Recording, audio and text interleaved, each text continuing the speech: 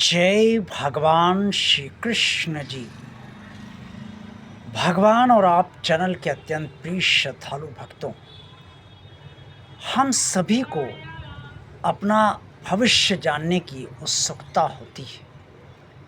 हमारे भाग्य में क्या है, क्या अच्छा होना है, कब होना है और कैसे हमारा जीवन चलना है। हमारा अगर विवाह नहीं हुआ है तो विवाह कब होगा, नौकरी अगर नहीं लगी तो नौकरी कैसे लगेगी, बेटे का विवाह कब तक होगा, बेटी का विवाह कब तक होगा, नौकरी में प्रमोशन कब तक होगा, मकान बनेगा कि नहीं, अगर अपना मकान नहीं है तो, और अगर बनेगा तो कब तक, या अन्य बहुत सारी इच्छाएं जिन्हें हम पूरा करना चाहते हैं। वो अपने भाग्य के जरिए हम ये जानना चाहते हैं कि हमारे भविष्य में क्या क्या होना है। और इसी को समझते हुए, इसी को देखते हुए आजकल बाज़ार में तरह तरह के भविष्यवक्ता बैठे हुए हैं। कोई ये कहता है अंगूठे से पूरा भविष्य आपका पता चल जाता है। कोई ये कहता है हस्तरेखाएं आपका भूत वर्तमान और भविष्य बताती हैं। कोई ये कहता है कि पैर देख लीजिए, पैर में भी रेखाएं होती हैं, उनसे भी सब कुछ पता चल जाता है।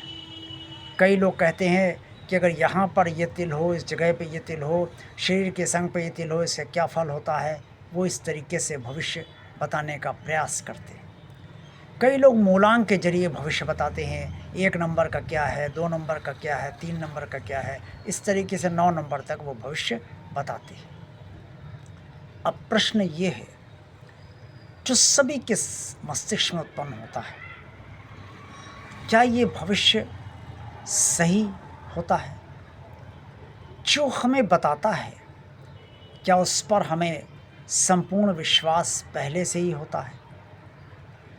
और पहले से तो हो नहीं सकता, क्योंकि जिसे हम पहली बार हम अपना हाथ दिखाने गए हैं या अपने बारे में पता करने गए हैं, जिसे हम जानते तक नहीं, वो हमारे बारे में जो भविष्य बता रहा है वो कितना सही और कितना गलत है, ये तो समय के साथ ही पता चलेगा।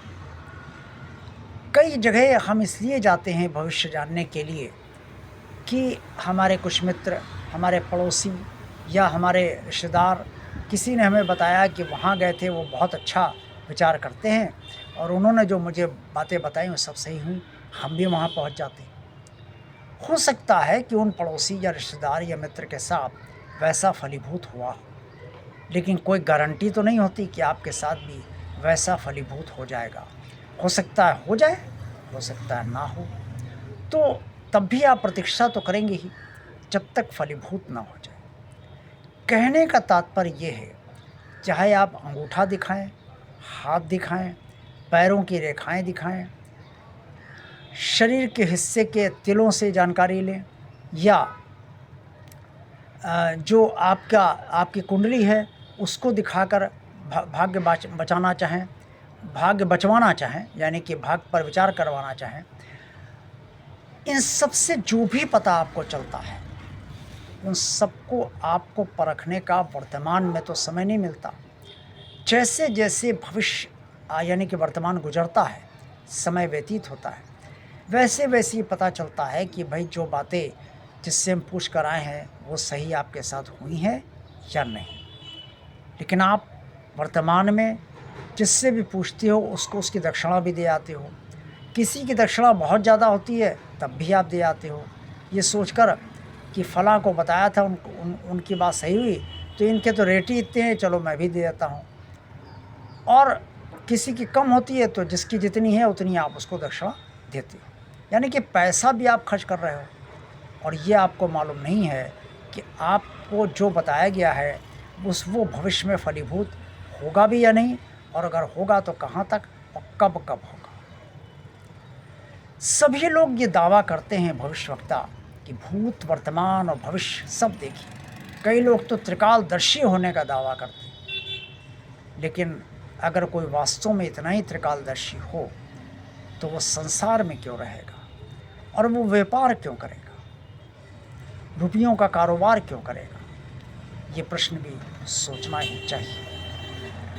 प्रिय श्रद्धालु भक्तों, हम सब भविष्य को जानना तो चाहते हैं, उत्सुकता रखते हैं कि हमारे साथ क्या होना है और क्या होगा, लेकिन उस पर विश्वास हम तभी कर पाएंगे जब हमारे साथ वैसा ही होगा जैसा कि हमें पता किसी के ज़रिए चला है।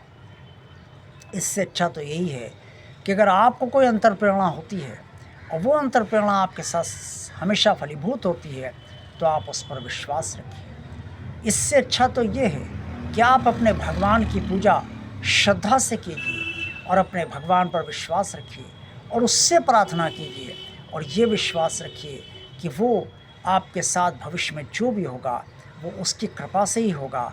और अगर कुछ गलत होता है तो उस गलत में भी आपका भगवान ही आपको संभालेगा। मेरे ख्याल से ये रास्ता ज़्यादा बेहतर है। आपकी दृष्टि में भी क्या ऐसा आप उचित समझते हैं? अगर उचित समझते हैं तो ठीक, अगर नहीं उचित समझते हैं तो फिर आप जो करना चाहते हैं उसके लिए आपको करने का अधिकार तो है ही। देखते रहिए भगवान और आप चैनल। वीडियो पसंद आया तो लाइक कीजिए, चैनल को सब्सक्राइब कीजिए, अगर सब्सक्राइब नहीं किया है तो चैनल को शेयर कीजिए। भगवान और चैनल की प्लेलिस्ट भी देखिए। इस वीडियो के बारे में और चैनल के बारे में जो भी कमेंट्स करना चाहे वो अवश्य कीजिए। आप सबका कल्याण हो। जय भगवान श्री कृष्ण जी।